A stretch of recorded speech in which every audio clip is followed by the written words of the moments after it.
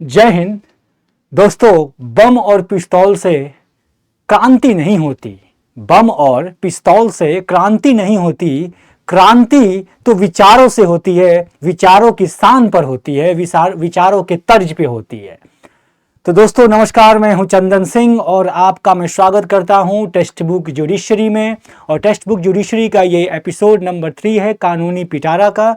तो आज का जो प्रमुख मुद्दा है वो एक काफ़ी जो है कभी सुर्खियों में चल रहा है कि क्या भीड़ प्रदेश है, क्या वो हमारे देश का 29वां राज्य बनने वाला है, क्या बनने की संभावना है। तो आज हम इसी के ऊपर चर्चा करेंगे और ये भी हम चर्चा करेंगे कि कोई भी नया राज्य कैसे बनता है। अगर उसकी कानूनी प्रावधान को देखें कि कोई भी स्टेट कैसे बनाया जाता है, कैसे किसी नए राज्य को बनाया जाता है, इसके बारे में हमारे संविधान में या कोई ऐसा लॉ है जो बताता है। तो इसके बारे में हम संपूर्ण जानकारी इस वीडियो के अंदर लेंगे। तो सबसे पहले हमें यह जानना चाहिए कि आखिर ये मुद्दा है क्या दोस्तों। तो मुद्दा क्या है, इसके बारे में जानना है कि आखिर बगावत की किसने, आखिर ये शुरुआत हुआ कैसे। तो कहानी जो है इसकी शुरुआत करने से पहले आपको मैं बता दूं कि राजस्थान के बांसगढ़ से एक सांसद हैं, बांसवाड़ा से एक सांसद हैं जिनका नाम है राजकुमार राउत। राजकुमार राउत जी जो हैं वो सांसद हैं राजस्थान के बांसवाड़ा से, और उन्होंने ट्विटर पे ट्वीट किया और ट्वीट करके उन्होंने लिखा कि जो क्रांति है, जो क्रांति हमारे आदिवासियों की जो क्रांति है, वो आदिवासियों की जो क्रांति है वो इसलिए नहीं हुई थी कि जो आदिवासी जो है केवल और केवल शांत रहें। आदिवासी को अपने अधिकार और उसके बारे में उन्होंने बताया उसके ऊपर। तो जो अधिकार के बारे में और उन्होंने जो है भील प्रदेश के बारे में उन्होंने ट्वीट करके जो है वो ऐसी डिमांड रखी, अपनी एक विचार उन्होंने पेश की ट्विटर के ऊपर। तो जो उन्होंने ट्विटर के ऊपर जो विचार पेश की, इसी विचार की वजह से, इसी ट्वीट की वजह से जो है मामला थोड़ा सा फैला कि आखिर जो है भील प्रदेश जो है वो बनना चाहिए या नहीं बनना चाहिए। सवाल तो खड़ा होता है, चूंकि बहुत समय से देखा जा रहा है कि आदिवासी लगभग 100 साल से, कहा जा रहा है कि 100 साल से, क्योंकि इसकी शुरुआत जो है एक आंदोलन से हुई थी दोस्तों। उसी आंदोलन को याद किया था राउत जी ने और उसी आंदोलन के बारे में उन्होंने लिखा था अपने ट्वीट में। तो उनका मकसद यही था कि जो पुराने आदिवासी का जो आंदोलन हुआ, उस आंदोलन के बारे में और उस आंदोलन को याद करते उन्होंने बातें बोली। तो देखिए दोस्तों, शुरुआत यूं होती है कि जब जालियांवाला बाग हत्याकांड से पहले एक हत्याकांड हुआ था जिसके बारे में हम लोग बहुत ही कम जानते हैं, जो हत्याकांड हुआ था वो था मानगढ़ मैस्करेज हुआ था। मानगढ़ मैस्करेज, ये जो मानगढ़ मैस्करेज हुआ था ना दोस्तों, ये 1913 में हुआ था। और ये 1913 में जो मानगढ़ मैस्करेज हुआ था, और उस समय ये ट्राइबल का बहुत बड़ा जो है एक विद्रोह था अंग्रेजों के खिलाफ। जो उस समय की आदिवासी जनजातियां जो मौजूद थी वो विद्रोह किया उन्होंने। तो इसमें क्या हुआ कि ब्रिटिशर्स ने कई हजार जो है लोगों को जो है मार दिया, कई हजार लोगों को मार दिया। उसी के ऊपर ये स्तंभ बना हुआ है, उन्हीं के जो वहां पे श्रद्धांजलि के तौर पे उन व्यक्ति जो मारे गए थे उनके लिए ये स्तंभ बना है। राजस्थान के एक बॉर्डर पे जो है ये पहाड़ी के ऊपर बना हुआ है। तो दोस्तों होता क्या है कि मानगढ़ जो आपका मानगढ़ का जो एरिया है उसी को मानगढ़ मैस्करेज बोलते हैं। तो ये मानगढ़ का जो एरिया है दोस्तों, 1913 में जब ये हुआ तो उस समय क्या था कि इसको अंग्रेजों ने दबा दिया। इसको अंग्रेजों ने पूरी तरीके से दबाया और इसको जो है आगे तक जाने ही नहीं दिया। यानी कि जो आदिवासी थे वो पूरी तरीके से जो है उनकी आवाज को दबा दी गई। इसके बाद हुआ था जालियांवाला बाग हत्याकांड। तो हम ऐसे हिस्ट्री की भाषा में इसको ये भी कहते हैं कि जो मानगढ़ मैस्करेज है उसको जो है हम लोग आदिवासियों का एक सबसे बड़ा आंदोलन भी कहते हैं, और ये भी कहते हैं कि आंदोलन जो है ये आंदोलन जालियांवाला बाग कहते हैं। यानी कि इसको हम कहते हैं क्या है, इस आंदोलन को हम लोग आदिवासी का जालियांवाला बाग भी कहते हैं दोस्तों। तो ये जो शुरुआत हुई थी तो इसको याद करते हुए, क्योंकि इसकी शुरुआत करने वाले भी एक नेता थे जो उस समय के जो थे उनका जो नाम था, उनका नाम था दोस्तों गोविंद गुरु। गोविंद गुरु जी जो थे वो उन्होंने ही शुरुआत किया था। इनका जन्म हुआ था 1858 में और इनकी मृत्यु हो गई थी 1931 में। तो इन्होंने जो है जब ये विद्रोह हो रहा था तो विद्रोह मानगढ़ का जो विद्रोह था, आदिवासियों का जो विद्रोह था, उसका नेतृत्व इन्होंने किया था। और 1913 में जो है फिर मैस्करेज होता है। इसके बाद फिर जो है वो सारी चीजें जो है वो चेंज हो जाती है। लेकिन दोस्तों सवाल ये था कि जितने भी जो आदिवासी जितने भी उस समय रह रहे थे उस 1913 के समय या उस समय से लेकर आज से 100 साल हो चुका है, तो काफी उन्होंने संघर्ष किया है। और इस संघर्ष का ही जो है उन्होंने डिमांड जो है इस चीज को रखा है कि उनको एक भील प्रदेश बनाना है, यानी कि जिस एरिया में। अब देखिए दोस्तों, यहां तक आपने समझा कि ये मामला है क्या एक्चुअल में। अब मामले की बात को समझते हैं कि ये आखिर कहां पे डिमांड कर रहे हैं दोस्तों। तो देखिए दोस्तों, ये है राजस्थान। यहां पे आप देखिए, ये है राजस्थान, ठीक है, राजस्थान है। और ये है राजस्थान का एरिया हो गया, एमपी का एरिया हो गया, और आपका गुजरात का एरिया हो गया, और महाराष्ट्र का एरिया हो गया दोस्तों। टोटल 4 स्टेट हैं। टोटल 4 स्टेट के जो बाउंड्रीज हैं, जो बॉर्डर है, उस बॉर्डर के कुछ कुछ डिस्ट्रिक्ट हैं चारों स्टेट के। ये चारों स्टेट के जो डिस्ट्रिक्ट है वो टोटल जो है 49 डिस्ट्रिक्ट है दोस्तों। टोटल 49 डिस्ट्रिक्ट है। तो जो ट्राइबल्स जो है, जो ट्राइबल जो समुदाय हैं, जो भील समुदाय है, वो सारे समुदाय इन एरिया में रहते हैं, यानी कि ज्यादातर यहाँ पाए जाते हैं। नॉर्थ ईस्ट में भी पाए जाते हैं और कुछ छत्तीसगढ़ के एरिया में भी हैं। बट ये एरिया जो है, ये जो आप ग्रीन ग्रीन देख रहे हैं, इस एरिया में कवरेज ज्यादा है। तो बेसिकली क्या है दोस्तों कि ये चारों जो स्टेट के जो आपके आदिवासी हैं वो ये डिमांड कर रहे हैं कि इन 49 डिस्ट्रिक्ट को मिलाकर, यानी जो 49 डिस्ट्रिक्ट है, इसको जोड़ दिया जाए और इसको जोड़कर जो है जो एक राज्य बनाया जाए, एक स्टेट बनाया जाए, और उस स्टेट का नाम जो है भील प्रदेश रखा जाए। तो यही डिमांड है दोस्तों कि इसको जो है बनाया जाए। तो इन्होंने डिमांड रखा और इसी डिमांड के तहत जो है यहाँ के जो सांसद हैं, गुजरात की जो राजस्थान के जो सांसद है राजकुमार राउत, उन्होंने इसके बारे में आवाज उठाई।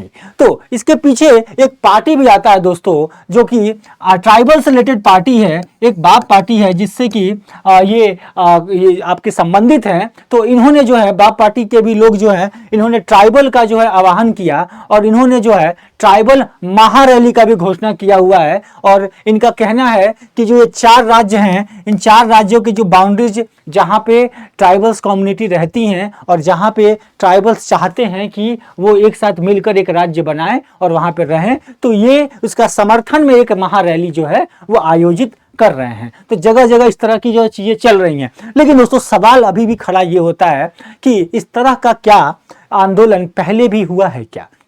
अगर आप देखें तो पहले भी कई तरह के आंदोलन जो है वो किए गए हैं, या कि आज़ादी के समय में भी कई सारे आंदोलन हुए, आज़ादी के पहले, आज़ादी के बाद कई सारे आंदोलन हुए और कई राज्य बनाए भी गए दोस्तों। यानी कि उनका विभाजन कई तरह से हुआ, चाहे वो बिहार हो, झारखंड हो, या राजस्थान हो, या फिर अगर आप पंजाब की बात कर लें, या आप जम्मू कश्मीर की बात कर लें। रिसेंट में कई ऐसे राज्य हैं जो बनाए गए हैं बाद में। तो ये जो राज्य बनाए गए हैं तो उसमें कई तरह के विद्रोह हुए हैं, लेकिन ये पहला ऐसा मुझे विद्रोह लग रहा है जो कि एक कम्युनिटी बेस्ड विद्रोह है। यानी कि जो आदिवासी हैं वो आदिवासी लोग, सभी लोग मिलकर जो है अपने एक डिमांड को रख रहे हैं। तो यहाँ पे बेसिकली हमें ये समझना, इस वीडियो में समझाने का मेरा मकसद ये है कि आपको ये मैं बता सकूं कि आखिर भील प्रदेश कानूनी रूप से कैसे बनेगा।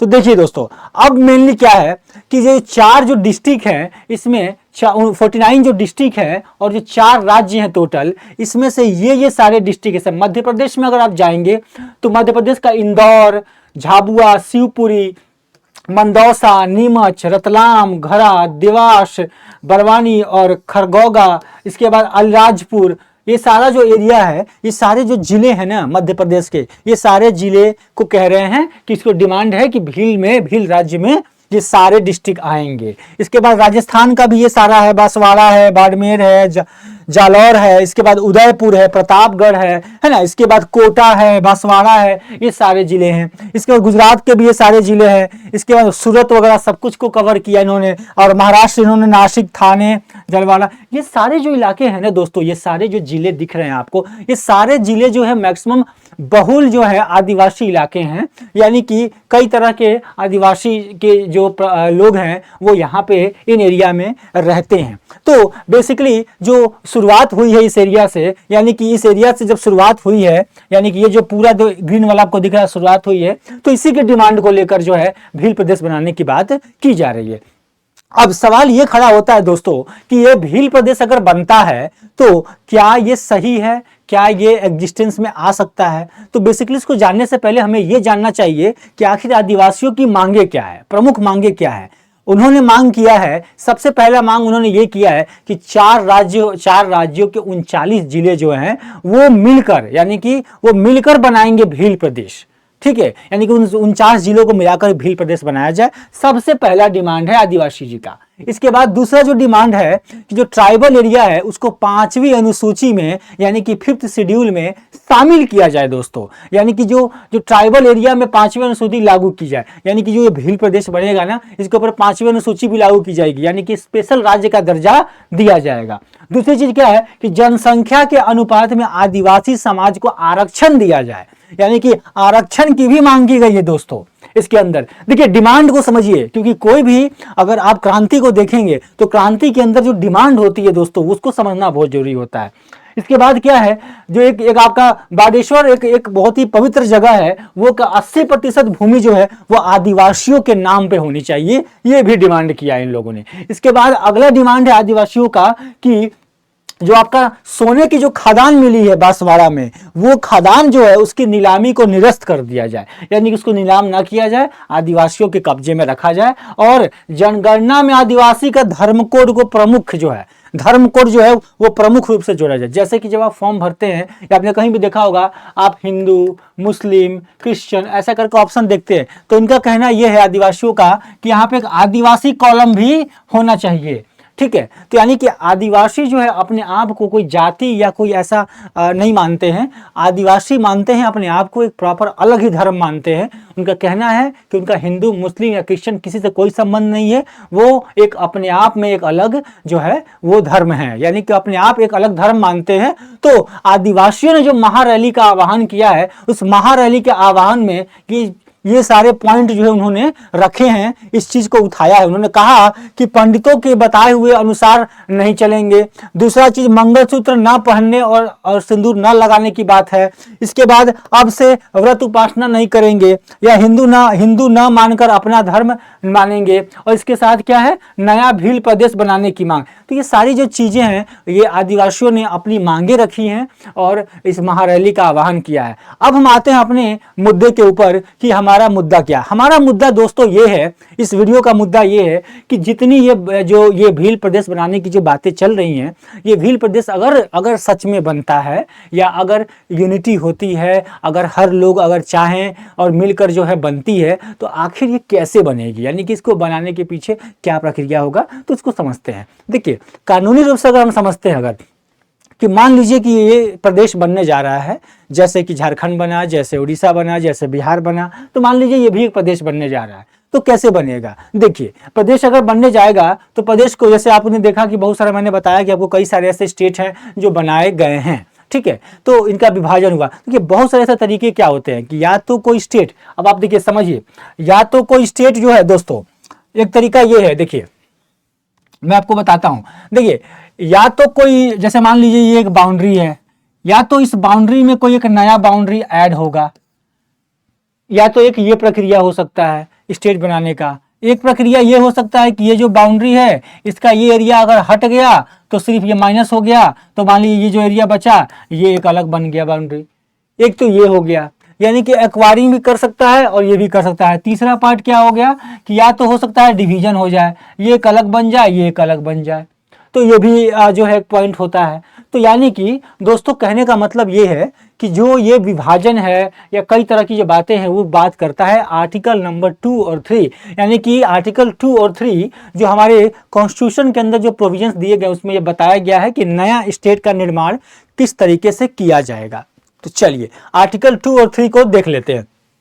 आर्टिकल 2 है दोस्तों, admission and establishment of new state, यानी कि जो नए स्टेट हैं वो कैसे बनाए जाएंगे। तो पहला चीज क्या है, आर्टिकल 2 कहता क्या है दोस्तों कि parliament to admit into the union of India new state and to establish a new state on such terms and condition as it think fit, the provisions grant parliament the flexibility to integrate a new territory into the Indian union territory. Basically कहता है ये दोस्तों कि जो parliament हमारी है, हमारे देश की जो संसद है, वो हमारे देश की संसद जो है ये डिसाइड करेगी, यानी कि हमारे देश की संसद चाहे तो नया स्टेट बना सकती है, यानी कि न्यू क्रिएट किया जा सकता है। मतलब कि दोस्तों संभव तो है भिल प्रदेश को बनाना। अब देखिए, अब बात आती है admission to the new state, तो पार्लियामेंट ही एडमिट करेगी नया स्टेट को, ठीक है। और establishment of new state, establish भी कौन करेगा, नया स्टेट को पार्लियामेंट करती है।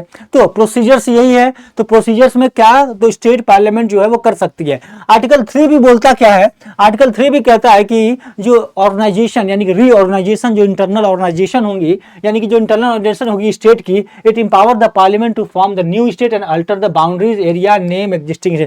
या तो नाम बदला जाएगा, या फिर बाउंड्री बदली जाएगी, या फिर अगर उसकी एरिया बढ़ा दी जाती है, तो कई तरीके से जो है आपको जो है चेंजेज स्टेट को बनाई जा सकती है। उसकी बाउंड्री चेंज करके, उसका एरिया चेंज करके, उसका नाम चेंज करके कई सारे तरीके से बनाई जा सकती है। तो देखिए बेसिकली 3 पॉइंट दिए गए हैं। Formation of the new state, अब देखिए parliament can form the new state by separating the territory, या तो एक राज्य है उसको 2 भाग में बांट दिया, तो उस तरीके से स्टेट बनाई जा सकती है। या फिर यूनाइटिंग द 2 स्टेट, एक से ज्यादा स्टेट को जोड़ दिया मान लीजिए, और जोड़कर बना दिया, तो ये भी एक पॉइंट है। दूसरा पार्ट ऑफ द स्टेट कर दिया, बंटवारा कर दिया उसका। या फिर by uniting the territory to the part of any state, या किसी और टेरिटरी को जोड़कर बना दिया गया। यानी कि बहुत सारे ऐसे तरीके से 3-4 तरीके हैं जिससे स्टेट पार्लियामेंट बना सकती है, यानी कि पार्लियामेंट के पास ये पावर है। तो अगला क्या है, अल्टरेशन ऑफ बाउंड्री और एरिया, यानी कि जो बाउंड्री है, जो एरिया है स्टेट का, उसमें बदलाव करके भी बनाया जा सकता है। जैसे कि पार्लियामेंट कैन इंक्रीज और decrease the area of the any state, किसी भी एरिया को बढ़ा भी सकती है और घटा भी सकती है। अब जरा सोच के बताइए, इस पॉइंट की बात करते हैं। अब जैसे हमने मैप में आपको बताया, यहाँ पे मैंने आपको मैप में, हाँ देखिए, यहाँ मान लीजिए कि ये एरिया है, ये मान लीजिए राजस्थान का एरिया है, ये हमारे गुजरात का एरिया है, ये एमपी का एरिया है, और ये आपका महाराष्ट्र का एरिया।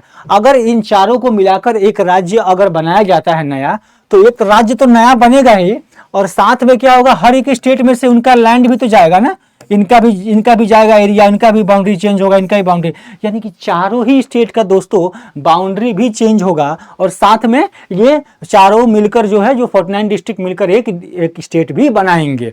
तो यानी कि समझ रहे हैं कहां से कट के क्या बना। तो आइए अपने पॉइंट पे आते हैं। तो हमारा जो पॉइंट है बेसिकली दोस्तों, यही मेरा समझाने का पॉइंट था कि इंक्रीज और डिक्रीज करके जो है उस स्टेट को बनाया जा सकता है, और अल्टर भी किया जा, चेंज किया जा सकता है, और नाम भी चेंज किया जाता है, मतलब कि पॉसिबल है। दूसरा चीज क्या है, प्रोसीजर, क्या प्रोसीजर होगा बनाने के पीछे। तो किसी भी हाउस में इस बिल को प्रेजेंट करने से पहले प्रेसिडेंट का रिकमेंडेशन चाहिए दोस्तों। प्रेसिडेंट अगर रिकमेंड करेंगे, राष्ट्रपति अगर रिकमेंड करेंगे, तो राष्ट्रपति रिकमेंडेशन कैसे लेंगे, पहले वो सभी स्टेट जो इसमें शामिल है, जिनकी बाउंड्री जा रही है या जिसके साथ जुड़ रही है, उन सभी स्टेट को एक प्रपोजल भेजेंगे राष्ट्रपति, और वहां से एक सहमति मांगेंगे कि स्पेसिफिक पीरियड टाइम में एक समय देंगे। उस समय में वहां की लेजिस्लेचर बॉडी से, स्टेट लेजिस्लेचर बॉडी से सभी समय, यानी कि राजस्थान से, एमपी से, 4 राज्य हैं, तो चारों ही राज्य से, महाराष्ट्र से, गुजरात से मांगी जाएगी, वहां के लेजिस्लेचर से, वहां के स्टेट जो वहां की विधानसभा है उससे मांगी जाएगी। क्या मांगी जाएगी, सहमति मांगी जाएगी। वो अपना पक्ष रखेंगे, और जब उस पूरे पक्ष को रखेंगे तो राष्ट्रपति के पास जाएगा, और राष्ट्रपति उस पक्ष के आधार पर जो है आगे एसेंट देंगे, यानी कि रिकमेंड करेंगे इस बिल को पास करने के। तब ये रिकमेंड जो है, जब ये बिल को रिकमेंड करेंगे तो क्या होगा, इसको हाउस ऑफ पार्लियामेंट में क्या किया जाएगा, प्रेजेंट किया जाएगा। यानी क्या लिखा हुआ है कि the bill of the purpose can be introduced either in the house of parliament only with the recommendation, यानी किसी भी हाउस ऑफ द पार्लियामेंट में, यानी राज्यसभा, लोकसभा, किसी में भी इसको पेश किया जाएगा after the recommendation of president. ठीक है। इसके बाद दोस्तों क्या कहता है कि जो रिकमेंडेशन जो राज्य जो देगी वो जरूरी नहीं है कि वो पार्लियामेंट उसको बाउंड ही हो, वो बाउंड नहीं है उनके ऊपर। यानी कहता है क्या दोस्तों कि द स्टेट व्यू जो है कैन बी प्रोसीड विद यानी opportunity of the space their view within the specific period, however the parliament is not bound to the view of the state legislature. ठीक है, यानी कि parliament solely responsible है change करने का, लेकिन इसमें पूछा जाएगा पिछले राज्य से, अलग जो राज्य मौजूद हैं उसके अंदर में। यानी कि ये मुद्दा है और भील प्रदेश जो है वो बनाने की जो मांग है वो क्यों की जा रही है आप समझ गए होंगे होप सो। अब देखिए दोस्तों उसमें जो डिमांड आपको मैंने और बताया कि जो आदिवासियों ने एक डिमांड और किया है कि जो भील प्रदेश बनेगी उसको 5वीं अनुसूची में रखा जाएगा।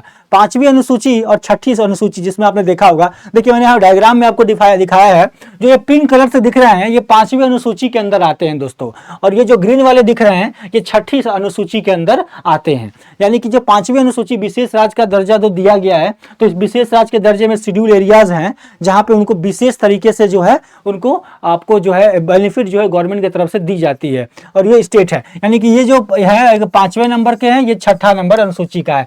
तो इनका कहना क्या है भील राज्य का कि जो 5वीं अनुसूची है, 5वीं अनुसूची के अंदर जो है शामिल किया जाए। मान लीजिए यहाँ पे जब इनका राज्य बनता है तो इसको 5वीं अनुसूची में शामिल किया जाए। यानी कि कहते क्या है कि 5वीं अनुसूची में शामिल किया जाए और 5वीं अनुसूची में शामिल करके इसको जो है इनकी जो है राज्य भील प्रदेश को जो है आर्थिक मदद की जाए। लेकिन दोस्तों सवाल ये खड़ा होता है कि अगर एक नया राज्य बनता है तो नया राज्य के सामने कई तरह के चैलेंजेज होंगे, क्योंकि एक नए राज्य को जब बनती है तो उस नए राज्य में कहीं ना कहीं उस राज्य को चलाने के लिए सरकार कैसे बनेगी, वहाँ का ऑर्गेनाइजेशन क्या होगा, वहाँ का इंटरनल जो है एडमिनिस्ट्रेशन कैसे चलेगा, टैक्स कैसे कलेक्ट होगा, और वो राज्य कैसे चलेगी, यानी कि कैसे जो है वहाँ पे सारे लोग जो है वो काम करेंगे और उस राज्य को चलाने की क्या प्रक्रिया होगी। इसी तरीके से जो है इसको प्रोसेस को समझने का जो है हम यहाँ पे हमारी पार्लियामेंट के ऊपर प्रॉपर डिपेंड करेगी कि हमारी पार्लियामेंट जो है